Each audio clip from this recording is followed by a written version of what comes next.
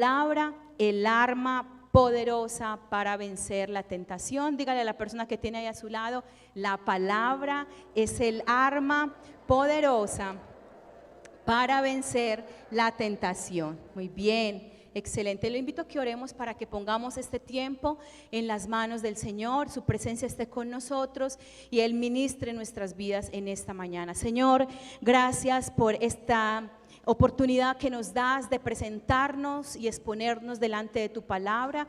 Te damos gracias por esta preciosa mañana que nos has regalado la vida para estar aquí en este lugar y recibir bendición y ser llenos de tu palabra. Hoy ponemos delante de ti, Señor, nuestros corazones, Señor, y nuestras mentes para que sean llenos de ella. Y te pedimos que tu palabra hoy, Señor, sea viva, eficaz y más cortante que toda espada de dos filos y penetre hasta partir el alma y el espíritu, las coyunturas y los tuétanos, y discierna los pensamientos y las intenciones del corazón. Y sometidos a ella y expuestos a ella, Señor, nos transformes de gloria en gloria como por tu santo espíritu. Te lo pedimos, Señor, en esta mañana, en el nombre de Jesús. Amén y amén. Bueno, muy bien, la palabra, el arma poderosa para vencer la tentación. Y vamos a ver esto en un pasaje bíblico que sé que todos conocen. De hecho, sé que muchas personas que ni siquiera son cristianas o han entregado sus vidas al Señor conocen este pasaje. Pero este pasaje es un poco más profundo de lo que muchas veces lo vemos. Tiene unas grandes enseñanzas, tiene una gran riqueza y ha sido puesto aquí por nuestro Dios para nuestra edificación, nuestro entendimiento y nuestra aplicación. Y es Mateo capítulo 4, del número 4 al 11. Este pasaje nos habla de la tentación que tuvo Jesús específicamente por Satanás. Satanás tienta a Jesús y fue registrado aquí en las Escrituras con propósitos muy grandes, porque conocemos esta historia, pero realmente hay cosas profundas e importantes aquí en este pasaje. Primero que todo, en este texto que vemos que Jesús es tentado por el diablo, entonces vamos a mirar varias cosas específicamente y quiero invitarles a que leamos el verso número 1 que dice: entonces Jesús fue llevado por el Espíritu al desierto para ser tentado por el diablo. Aquí en este pasaje inicialmente podemos ver varias cosas. Primero, podemos ver un paralelo, ¿cierto? Una semejanza a la tentación que recibió Adán y Eva en el huerto del Edén en el principio de la creación. Recuerdan que allí también se presentó Satanás y estuvo con ellos y ellos fueron tentados por el mismo diablo. Y allí, en la tentación de Adán y Eva, entonces vinieron argumentos, pensamientos, porque lo que generalmente Satanás viene a traer a nuestra vida es argumentos que te lleven a desechar la verdad de Dios y a creer la mentira que Él te está queriendo hacer creer. La estrategia del enemigo es argumentarte, la estrategia del enemigo es hacerte dudar de la verdad de nuestro Dios. Y fue lo que sucedió allí en el Edén, allí en el principio de la creación. Y tenemos aquí en este pasaje un paralelo entre la tentación de Adán y vuelve y viene a Satanás a repetir de forma similar esta tentación ya con Jesús. Con Adán el producto de esta tentación fue muerte. Recuerden que cuando uno obedece a alguien, pues implícita o explícitamente uno le está diciendo: tú eres mi amo, tú eres mi jefe, me someto a ti. Entonces allí estaba Adán con su esposa, con toda la autoridad que Dios les había dado. Les había dicho: señoreen en toda la creación que les he dado, les doy toda la autoridad. Y entonces Satanás viene y genera la duda del pensamiento de Dios. ellos creen esa duda, ellos caen en el juego del enemigo, de argumentación, de la duda, y caen en tentación y desobedecen. Es allí como cuando ya ilustrativamente Satanás coge las llaves, ¿cierto? Ese gobierno que no se le había dado a él porque sometió a los otros tras de que ellos le obedecieron. Entonces, con la tentación de Eva y con la tentación de Adán, allí cuando cayeron en tentación, entró la muerte, entró el pecado, hubo perjuicio para nuestras vidas. Y ahora se repite una misma tentación aquí con Jesús, donde Satanás directamente y de frente viene y con argumentos y con cosas impresionantes que ya vamos a ver, viene a tentarle y a hacerle caer.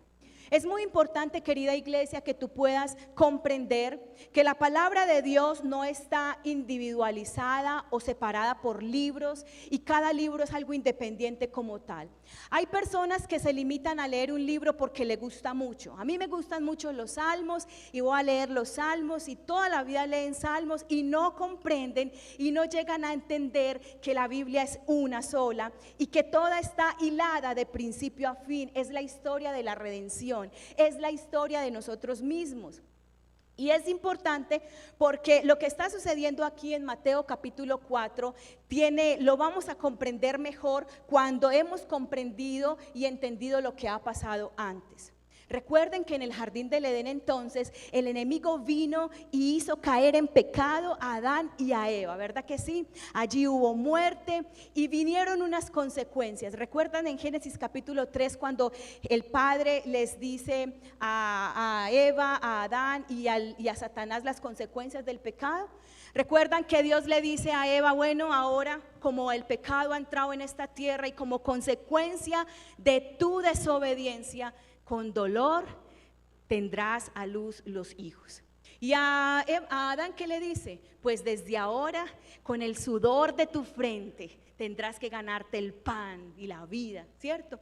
Pero a Satanás le hace otra condena. ¿Cuál es la condena que le hace Satanás? Le dice, te tengo que decir una cosa, Satanás, que hay una consecuencia grande para ti, y le da un dictamen así de esos tremendos, y le dice, la simiente de la mujer vendrá y te aplastará la cabeza y tú le herirás en el calcañar.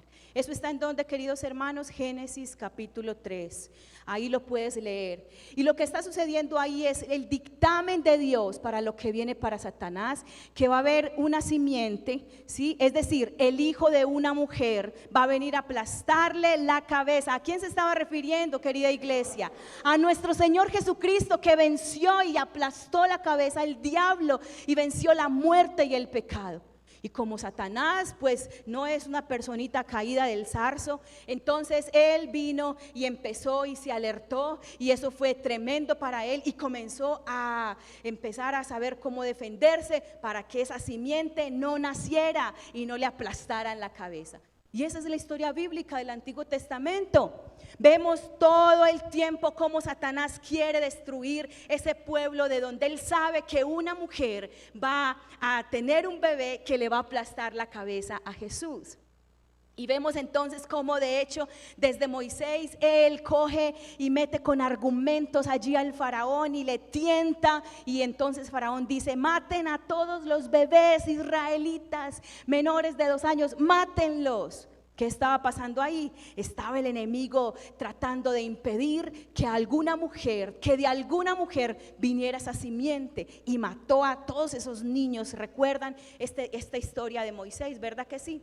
Pero también hay otras historias en la palabra de Dios, por eso tú tienes que leerla de principio a fin, devorarla, y ves todo el Antiguo Testamento, las batallas y las guerras por destruir este pueblo, porque de este pueblo es donde iba a surgir ¿quién? La simiente a través de una mujer, ¿verdad que sí?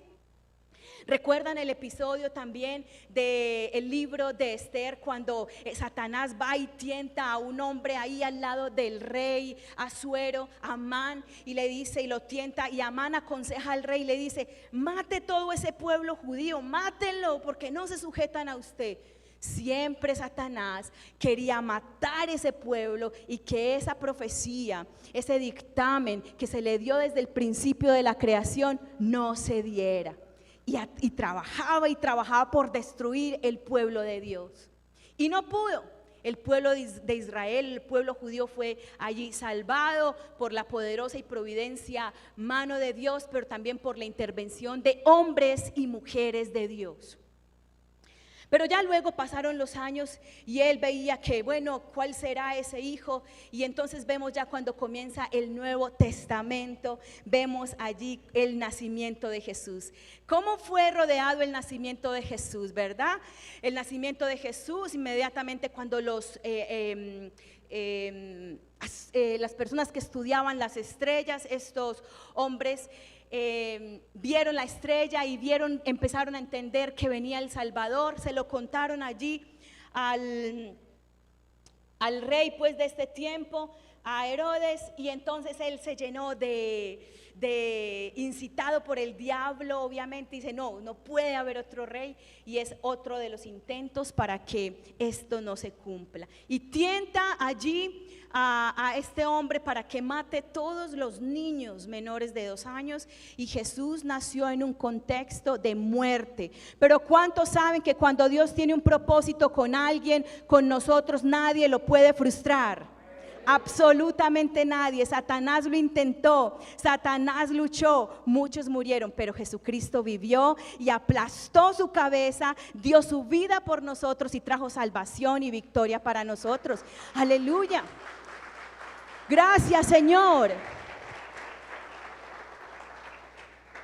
Es un paralelo de lo que estamos viviendo acá en este pasaje que narra la tentación de Jesús.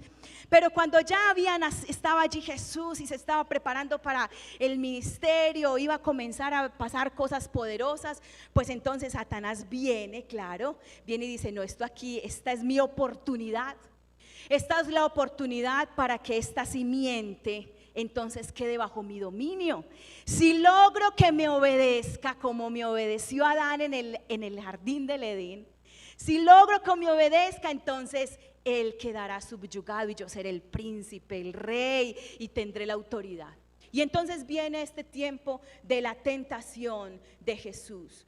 Entonces es muy importante que tú veas como toda esa secuencia bíblica, toda esa historia que es nuestra historia, la historia de nuestra redención, de una forma muy clara. Ahora, en el versículo 1 que acabamos de leer dice, Jesús fue llevado por el Espíritu al desierto para ser tentado por el diablo. Según los estudios, el diablo había estado tentando a Jesús aún en ese tiempo en que él estaba allí en ayuno, allí en el desierto. Y él, luego de estarle tentando y hablarle al oído, entonces viene con los dardos más pesados, los dardos más fuertes, porque generalmente una persona que cae en tentación no cae generalmente de la noche a la mañana. Una persona cae en tentación generalmente porque ha venido escuchando el susurro poco a poco y llega un momento de mayor debilidad, y es cuando ahí inmediatamente ¡pum!, aprovecha el enemigo para darle el dardo final que probablemente, si no está bien, lo va a hacer caer. Pero aquí es muy importante que tengamos en cuenta que el Espíritu Santo estaba presente en este tiempo de la tentación. Y es importante porque el Espíritu Santo es quien nos da el poder y la fuerza para resistir. Sin el Espíritu Santo no hay victoria alguna para la tentación, no hay victoria. Es importante que nosotros podamos todo el tiempo tener en cuenta al Espíritu de Dios. El Espíritu Santo, recuerden que viene a nosotros cuando nosotros de una forma genuina entregamos nuestra vida al Señor Jesucristo. ¿Quién sabe si fue genuina? Solo lo sabe Él y tú.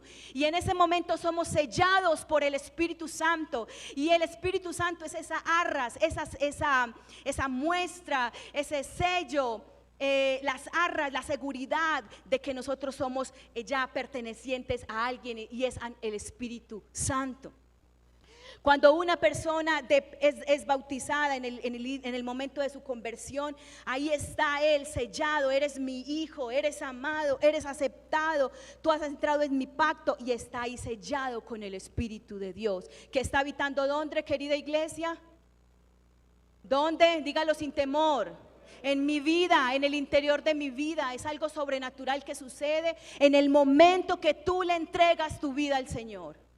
Pero cuando tú le entregas tu vida al Señor, hay otra cosa que debe de pasar, y es que tú seas lleno del Espíritu Santo. Y cuando hablamos de la llenura del Espíritu Santo, estamos hablando de que tú le entregues todas las áreas de tu vida al Señor. ¿Cómo así que todas las áreas? Sí, el área económica, ¿quién la maneja? ¿La manejas tú o la maneja el Señor? El área emocional, ¿quién la maneja? ¿La manejas tú o la maneja el Señor? El área sexual, el área moral, el Señor quiere que le entregues la cobertura de tu vida, y eso es llenura del Espíritu Santo. Cuando tú le entregas, cuando tú dependes y le entregas la autoridad de tu vida al Señor. Y cuando eso pasa, entonces empiezas a manifestar los frutos del Espíritu Santo: amor, gozo, paz, paciencia, benignidad, bondad, fe, mansedumbre y templanza, contra las cosas que no hay ley alguna. Jesús muestra acá en este pasaje que Él estaba dependiendo del Espíritu Santo. Es una gran lección, porque la tentación que viene a tu vida no puede ser vencida si tú no estás con el Espíritu Santo, si tú no dependes de Él y si tú no le obedeces a Él. El Señor dice en su palabra, me gusta este pasaje, Él dice: no os dejaré ser tentados más de lo que podáis resistir. Más de lo que podáis, en su soberanía. Miren, sabiendo que la tentación no proviene de Dios. Y aquí quiero hacerte la diferencia entre tentación y prueba. Son dos cosas diferentes. La tentación es una incitación al mal, ¿sí? Santiago nos muestra muy claramente esto y nos dice muy bien de dónde proviene la tentación, ¿cierto? Santiago, miremoslo en Santiago capítulo 1, en el versículo 2 al 4, y más adelante también vamos a tener esta explicación. Y si tú puedes ahí ir conmigo a Santiago capítulo 1, en el versículo, vamos a leer el versículo 12 hasta en adelante dice: bienaventurado el varón que soporta la tentación, porque cuando haya resistido la prueba, recibirá la corona de vida que Dios ha prometido a los que le aman. Y mire muy bien, querido hermano, lo que dice aquí: cuando alguno es tentado, no diga que es tentado de parte de Dios, porque Dios no puede ser tentado por el mal, ni Él tienta a nadie, sino que cada uno es tentado cuando de su propia concupiscencia es atraído y seducido. Entonces la concupiscencia, después que ha concebido, da a luz el pecado, y el pecado, siendo consumado, pues da a luz la muerte. Amados míos, no erréis, no se confundan. Amados míos, toda buena dádiva y todo don perfecto procede de lo alto, del Padre de las luces, en el cual no hay mudanza ni sombra de variación. ¿Qué está diciendo aquí Santiago? Está diciendo: nunca vayas a decir que la tentación que tú tienes proviene de Dios, porque hay personas que dicen: ay, Señor, Dios mío, Señor, pero ¿por qué me pones esta situación donde tengo que mentir? Señor, pero es que aquí definitivamente tengo que hacer ese negocio ilegal. Señor, aquí definitivamente no puedo, tengo que falsificar esa factura. Y metemos a Dios en la tentación. La palabra de Dios dice: no es Dios el que te está tentando. La tentación viene de dos partes. Primero, de tu propia concupiscencia. ¿Cómo así? ¿Qué es eso? La concupiscencia es el pecado que habita en ti. Y muchos, a través de los años y de los días en su vida, han alimentado la concupiscencia y tienen una bodega llena de ahí, de concupiscencia, alimentada con el pecado, con la inmoralidad, porque siempre han obedecido sus deseos pecaminosos, y eso tiene fuerza ahí dentro de su vida. Entonces, claro, como eso lo tiene ahí embodegado, entonces tarde que temprano eso empieza a soltar el olor, como una panadería. ¿Qué está pasando en una panadería? Está llena de panes y huele. Si tu vida ha estado llena de pecado, eso va a salir en olor, y tú vas a decir: ay, este olor, qué tentación, no soy capaz. Dios, pero ¿por qué me tientas? No, es el pecado que tú mismo has anidado, es el pecado que tú mismo has obedecido, al que le has dado fuerza, al que has alimentado, la concupiscencia. La primera parte de donde viene la tentación es de nuestra propia concupiscencia, pero la segunda, dice la palabra de Dios, es directamente del diablo, que es el tentador de los hijos de Dios. Él viene a robar, a matar y a destruir. Y lo más tremendo es que el diablo te tira la cáscara de banano, y cuando tú caes y te resbalas, se ríe de ti. Se ríe y te condena, y la condenación no te deja levantar, porque Él está ahí acusándote, acusándote y acusándote. Esa es la obra del enemigo. Pero el Señor aquí nos muestra muy bien que la presencia del Espíritu es la que nos va a ayudar a vencer, y también la presencia de la palabra. Ahora, otra cosa importante en este pasaje, antes de continuar, es que hay momentos de prueba. La prueba es diferente a la tentación. La prueba Dios la permite, ¿cierto? Dios la permite. Puede ser puesta por Él, o puede Él permitirla a través de otras circunstancias, pero Él la permite, y la prueba siempre Él la permite para nuestro crecimiento en el carácter y para fortalecernos en la fe.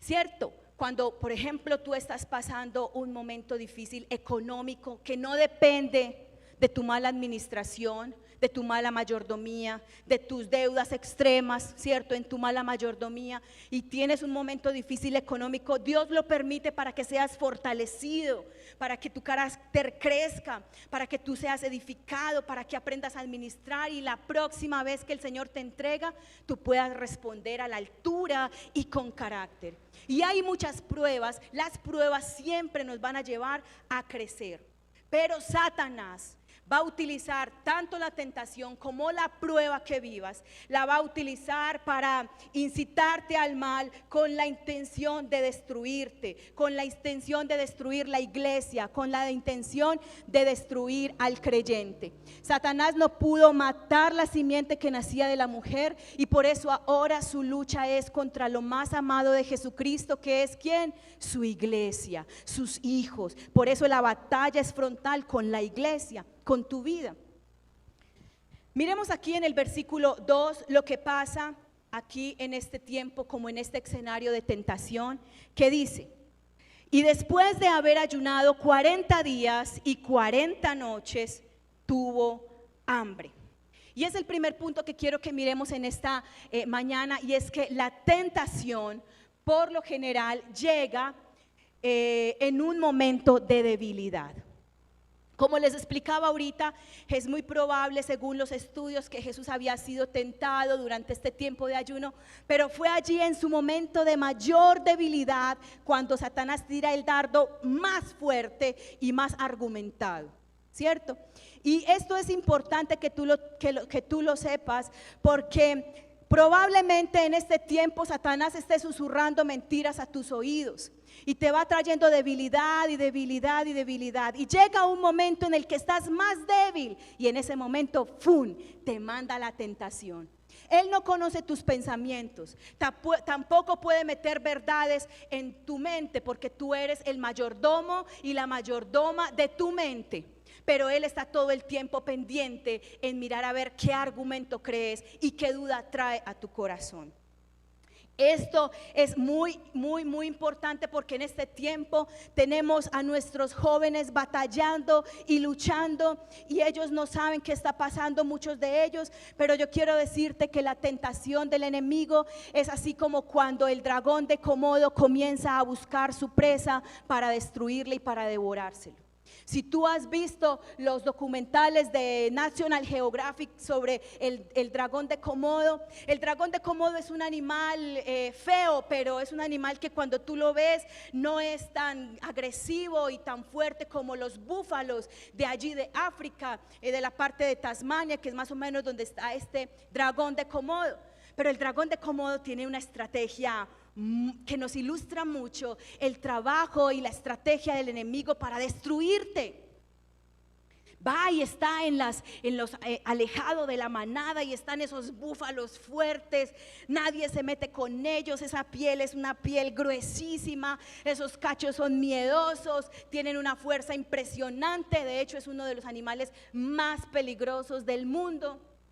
Pero está el dragón allí que no tiene tanto poder y está por allá de lejos viendo la manada, y dice el historial y dice la ciencia que se puede demorar semanas mirando la manada sin atacarlo. Y es que él no ataca de frente. Semanas, si lo mira y mira la manada, porque él sabe que va a llegar un momento en que un débil, de pronto un pequeño cachorro, un pequeño bebé de búfalo se va a alejar de la manada, se va a quedar atrás, va a estar ahí como más vulnerable. Y justo eso siempre sucede, porque en todas las manadas hay personas más débiles, porque en las manadas hay en los animales hay animalitos que están apenas creciendo, y cuando él ve ese bebé que está más lento, entonces él comienza lentamente y sin afán a acercarse a ese cachorro. Comienza lento y se acerca y lo mira, y si no ve la oportunidad vuelve y se esconde. Pero cuando ve la oportunidad, él no le manda el zarpazo, él coge y le muerde un taloncito y lo deja medio rasguñado y se va. Y va y vuelve de lejos y lo mira y está pendiente, y cuando tiene otra vez la oportunidad, ¡fum!, y le manda otra vez otro mordisco en su otro taloncito. Y poco a poco, mordisco tras mordisco, llega el momento en que este cachorro de búfalo se quiebra un piecito y comienza a andar cojo, y ya él lo tiene más debilitado. Entonces él aprovecha, él se aleja, y cuando ve la oportunidad que no están los grandes ahí alrededor, pues entonces coge y va y le muerde su caderita y ya lo deja descaderado, y ahí él aprovecha la oportunidad para coger su yugular y matarlo y comérselo. La tentación no llega así: hoy adulteré. No, la tentación va poco a poco hablando a tu vida. Hablando. Hoy nuestros jóvenes de un momento a otro dicen: soy homosexual, y los padres empiezan a luchar. Ay, no, eso sí es genético. No, porque es que mi hijo, ¿de dónde homosexual? Eso es genético. Y yo como bióloga te digo, no es genético. Naciste con un cromosoma XX o XY, y lo dice tu genotipo, lo dice el interior de tu genoma. Y así quieran mostrarte otra cosa, no eres mujer si naciste con X o Y, y no eres hombre si tu genoma y tus genes dicen que eres XX. ¿Qué pasa con nuestros hijos? Atención, queridos padres, pero atención también con cada uno de nosotros. ¿Qué pasa? Hoy estamos bombardeados por el internet, por las redes, ¿cierto? ¿Y saben cuál es una de las causas más fuertes en este momento del homosexualismo en nuestros jóvenes? Usted no me va a creer, pero es la pornografía. Entonces están los padres regalándole ya el celular al niño a los 10 añitos. Están los padres sin supervisión, dejándolos a oscuridad en la noche, a que estén ahí con sus computadores sin supervisión. Y el niño comienza a someterse a un mundo de información. Y como es una de las armas repetidas y letales del diablo, créame que es seguro que los va a enfrentar a la pornografía. Es muy seguro. Nada más en un colegio en estos días, una profesora en un descanso a niños pequeños, estaba lloviendo, y como no podían salir al descanso afuera porque se mojaban, entonces en el televisor y en la pantalla del salón les fue a poner una película, un video, para que estuvieran ahí en el descanso mientras era el recreo. Y una vez la profesora entra ahí, ¡pum!, le sale una imagen de puras personas desnudas y pornográficas al alto nivel, de esas series, de esas cosas de películas que a veces salen ahí, pues como las publicidades. Todos los niños asustados, ¡ay, qué es eso! ¡Juá, juá, juá, juá, juá, juá, juá, juá, juá, juá, juá! Así llega el enemigo sin que tú te des cuenta a la vida de tus hijos. Muchos callados, muchos encerrados y los papás sin supervisión. ¿Qué pasa con el homosexualismo? El joven comienza, o el niño, a ver las primeras imágenes y les llama la atención, porque una de las cosas que el pecado, el diablo siempre quiere poner es malicia en la sexualidad. Malicia cuando es algo hermoso de parte de Dios. Y los pone ahí y los exhibe ahí. Y entonces están los niños y de pronto ven una mujer, ay, Dios mío, qué mujer, en bikinis o en ropa interior o en pijama, lo que sea, y el niño se emociona y el niño quiere más, porque el pecado se alimenta de la innovación. El pecado nunca se sacia, el pecado quiere más. Entonces ya usted vio una mujer en vestido así, ya la quiere un poquito más así, o un hombre.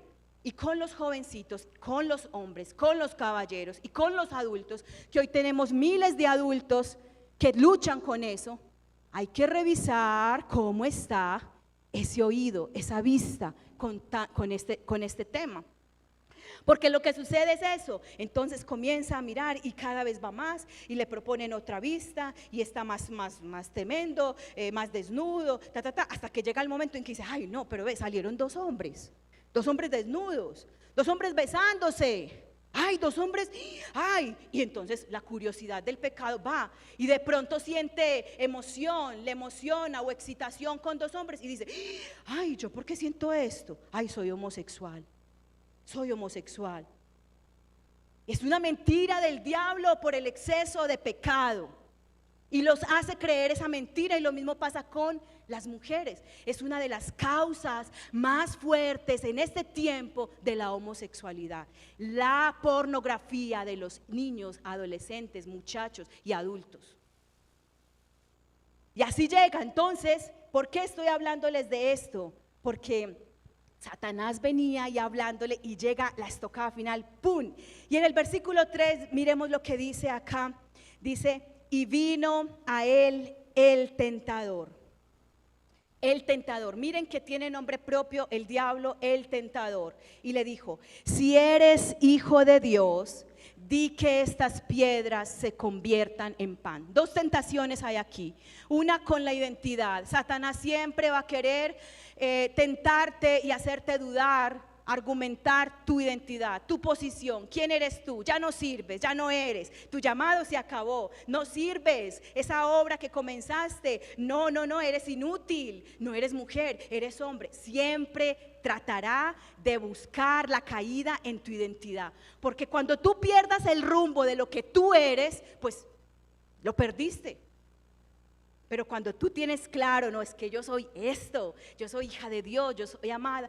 Y aunque él sabía muy bien que Jesucristo era el Hijo de Dios, el Rey de Reyes, y estaba sobre él, él no escatimó eso y inmediatamente le tentó también con eso. Pero aquí hay otra tentación más fuerte, y dice, si eres hijo de Dios, dice, di que estas piedras se conviertan en pan. Y aquí hay varias cosas, y lo primero que vemos aquí es que Satanás se aprovecha de la necesidad, ¿cierto? Pero de la necesidad física que nosotros tenemos, y utiliza algo que todos tenemos y que la Biblia dice que nunca se sacia de ver, y es que utiliza los ojos para hacerte caer en tentación. Porque él dijo, mira, observa, mira con tus ojos esa piedra.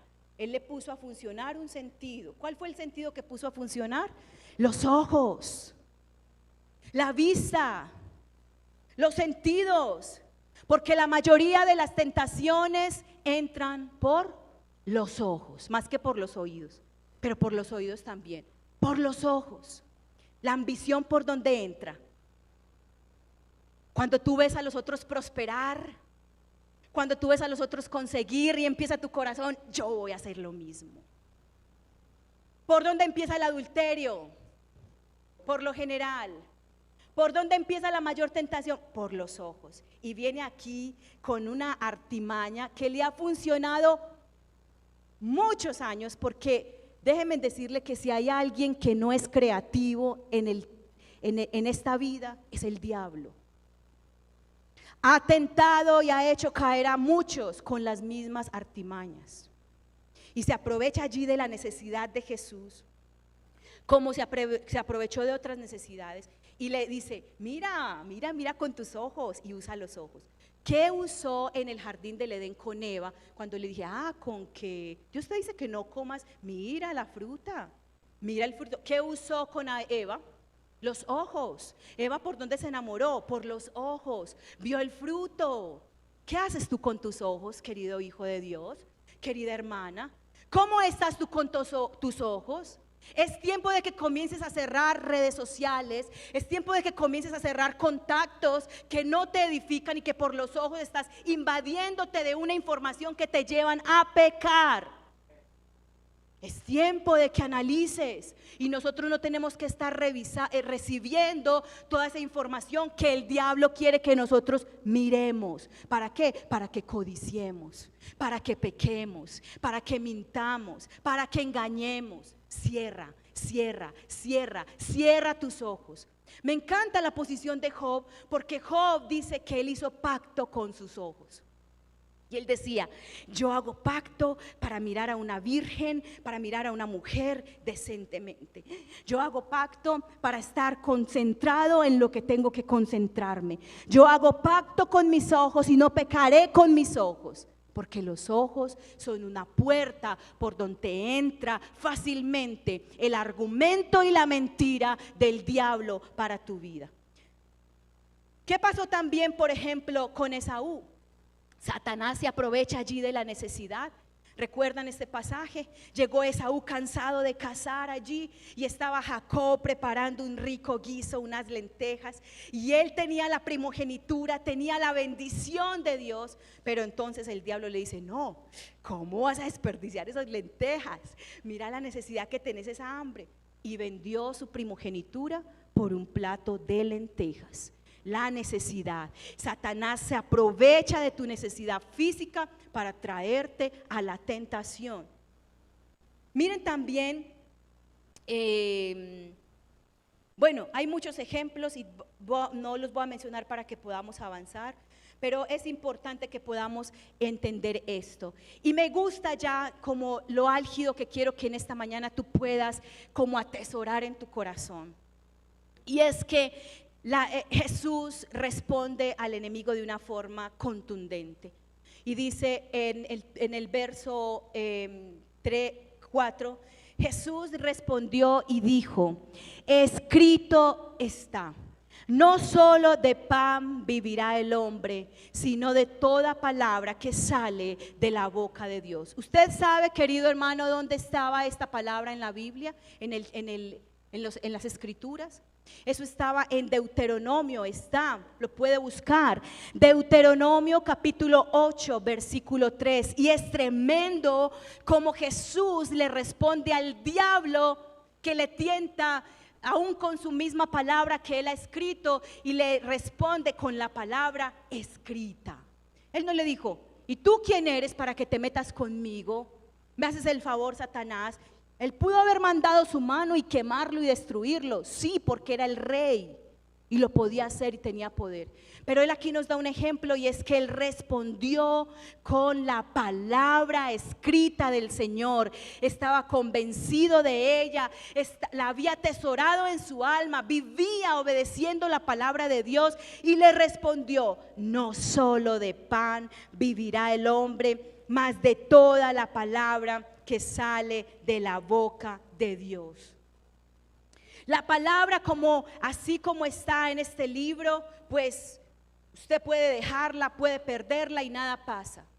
Mucha gente la abre en su Salmo 91 en sus casas para que le libere de los demonios y no le deje entrar las maldiciones. ¿Sirve o no sirve? No sirve, porque esta palabra sirve cuando está atesorada en tu corazón y cuando tú la vives y la practicas. Pero esta palabra es el mismo aliento del Señor. Es como que Él mismo te esté hablando. Muchas personas buscan el consejo y no buscan su palabra. Este es el consejo que tienes que escuchar. Esta es la luz que tienes para caminar. Esta es la misma voz de Dios. El mismo aliento de Dios que allí en la creación dijo: hágase en los mares, que las aguas produzcan seres y monstruos marinos, que se produzcan las aves del cielo, los árboles. Es la misma voz que está aquí escrita y que cuando tú la escuchas y la atesoras trae vida a tu vida y a tu corazón. Aleluya.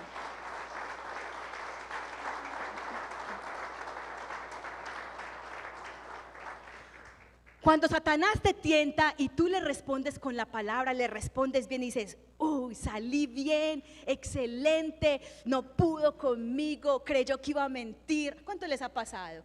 Que Satanás nos pone unas tentaciones y dice: creyó. Quisiera contarles un testimonio hace poco que me sucedió precisamente con algo tangencial así, súper evidente, de una tentación del diablo, pero no podemos por el tiempo. Pero él va a volver, Él no para de tentarte. Él vuelve y hace el segundo intento. El primer intento no es suficiente para Él dejarte de tentar. Y vino precisamente a Jesús el segundo intento. En el versículo 5 dice: entonces el diablo le llevó a la santa ciudad y le puso sobre el pináculo del templo y le dijo: si eres hijo de Dios, échate abajo, porque escrito está: a sus ángeles mandará cerca de ti, en sus manos te sostendrán para que no tropiece con tu pie piedra alguna. Tremendo. Satanás está tentando a Dios con su misma palabra escrita. Lo que Satanás le está diciendo aquí a Jesús está escrito en el Salmo 91, versículo 11 y 12, que dice, en el Salmo que todos conocemos, usted debe conocer ese Salmo. El que habita al abrigo del Altísimo morará bajo la sombra del Omnipotente. Diré yo al Señor: esperanza mía y castillo mío, mi Dios en quien confiaré. Él te librará del lazo del cazador, de la peste destructora. Con sus plumas te cubrirá y debajo de sus alas estarás seguro. Es tremendo ese salmo. ¿Cómo es que el Satanás viene y tienta a Jesús con la misma palabra de Dios? Pero ¿cuántos saben que muchos tergiversan la palabra de Dios? Muchas doctrinas están en este tiempo tergiversando la palabra de Dios.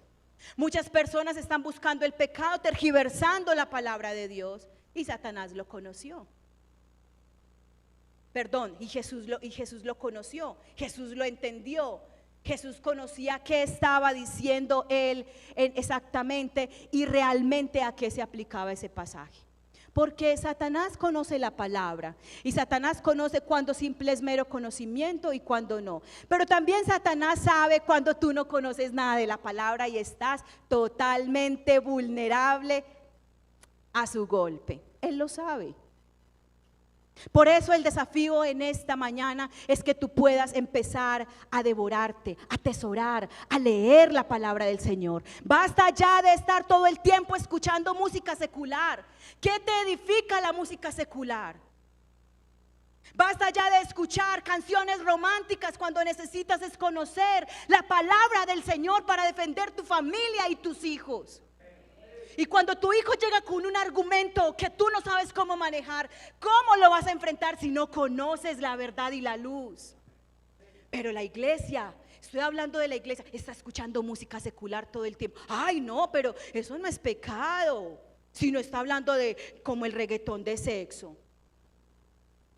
Eso no es pecado. La música es arte.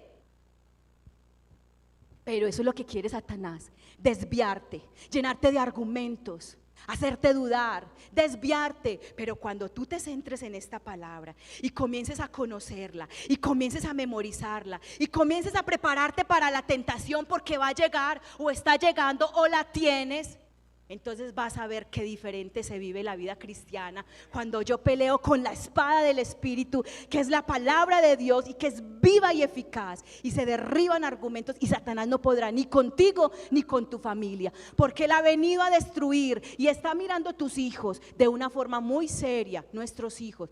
¿Quién nos tenemos que levantar? Nosotros, querida iglesia. Mis hijas, cuando están en un momento de temor o algo, me dicen: mami, recítame la palabra. Y yo trato de memorizarme la palabra en canciones, y cuando yo voy a cantarles a ellas, les canto la palabra. Sé muchas canciones de acuerdo a la palabra. Me encanta este Salmo 91, me lo sé completico en canción, pero ya lo hicimos en el culto de la mañana. Pero hay otro salmo precioso. Por ejemplo, ¿qué tienes tú para consolar a tus hijos?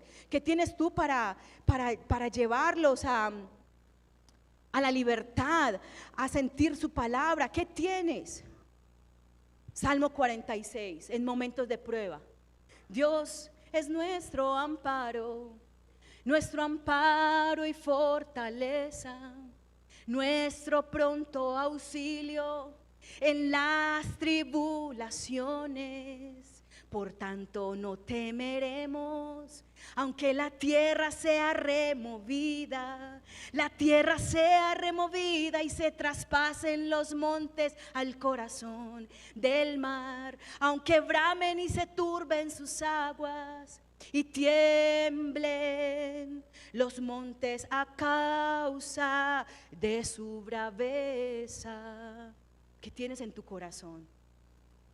Porque el tentador va a llegar a tu vida, la mentira. ¿Qué tienes para responderle? Que puedas decir: escrito está, como Jesús nos lo está enseñando.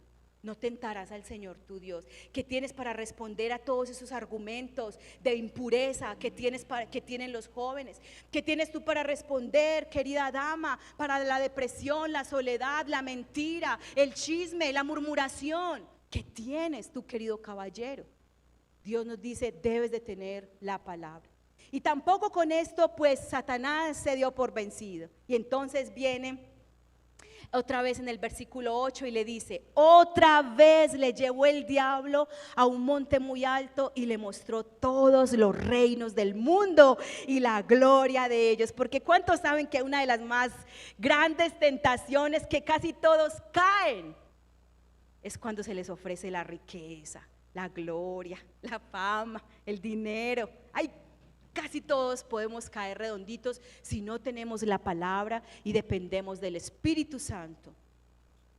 Y le dijo: todo esto te daré si postrado me adorares. Se la tiró directica, como quien dice, no va a recuperar las llaves que Adán y Eva me entregaron por nada del mundo. Y ahí sí se la tiró directa al corazón. No le importó que fuera Dios, no le importó que fuera Jesús.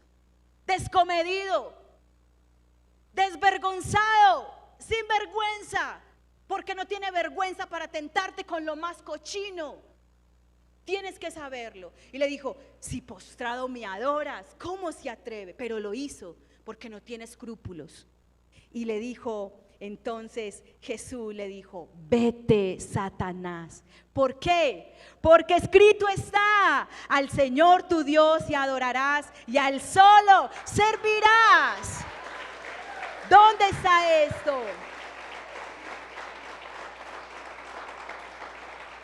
Primera de Crónicas, capítulo 21, versículo 1.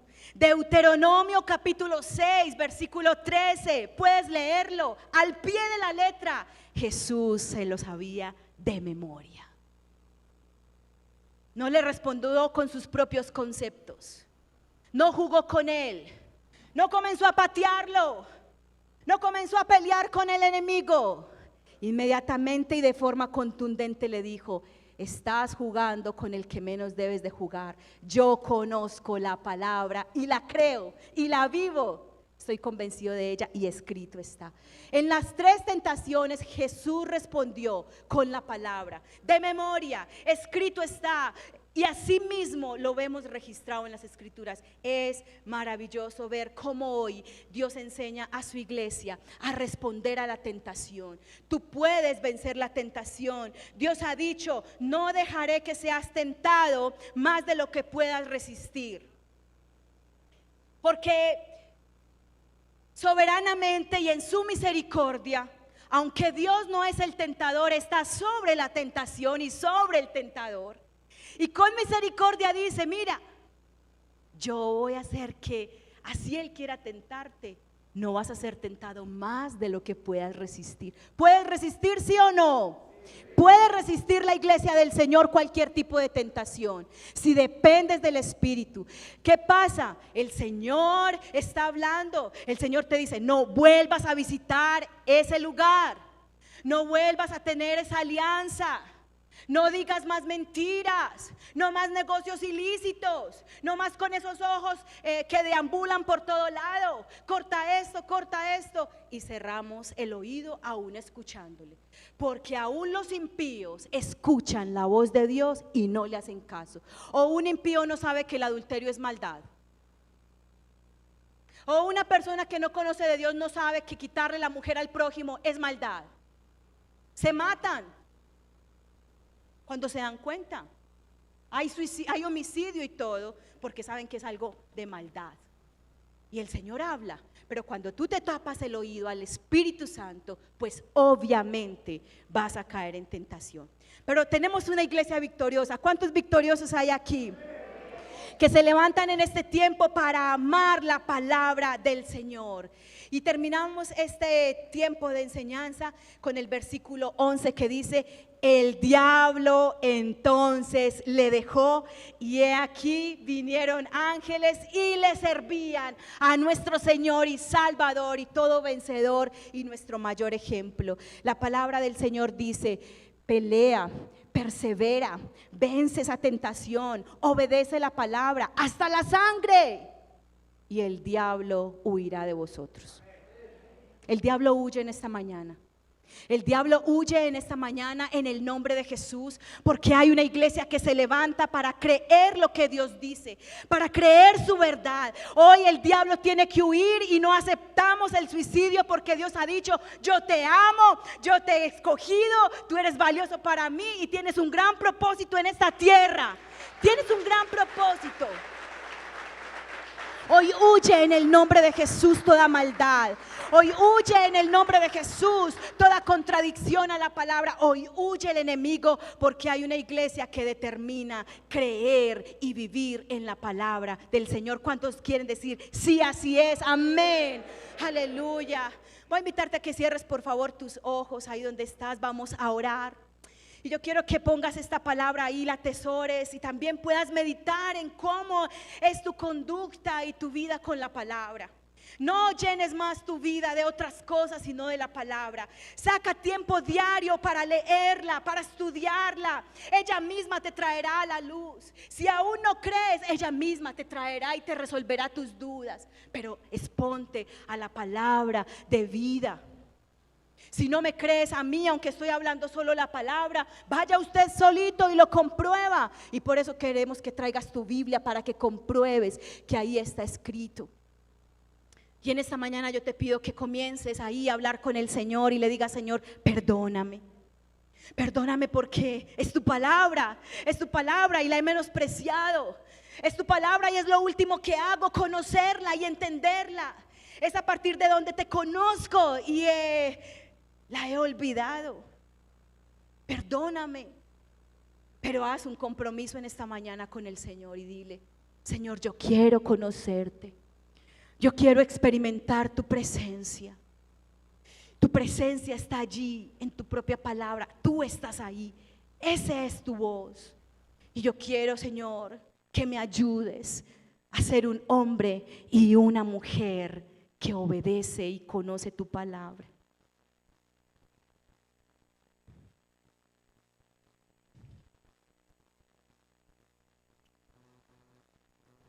Gracias, Señor. Yo creo que tu palabra en el día de hoy, Señor, está llegando a lo profundo, como dice tu misma palabra. Está penetrando a las intenciones y a las motivaciones. Es tu palabra la que purifica. Es tu palabra la que nos saca a flote. Si no hubiese sido por tu palabra, Señor, ya en mi aflicción hubiese perecido. Pero tu palabra es la que me saca a flote. Tu palabra me levanta. Tu palabra es verdad y yo me monto, yo me someto, yo ahí la cojo. Es mi balsa de seguridad. En medio de la tormenta, en medio de la tribulación, en medio del dolor, tu palabra, Señor, me alimenta y me salva. Levanta una iglesia, Señor, llena de tu palabra, en el nombre de Jesús. En el nombre de Jesús.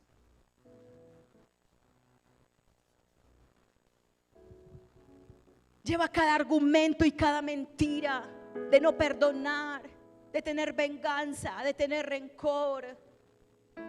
Llévalo allí cautivo. Ponlo ahí en la mitad de la palabra de Dios y revísalo. Si no tiene nada que ver con la palabra, deséchalo. No sirve, te destruirá. Aleluya.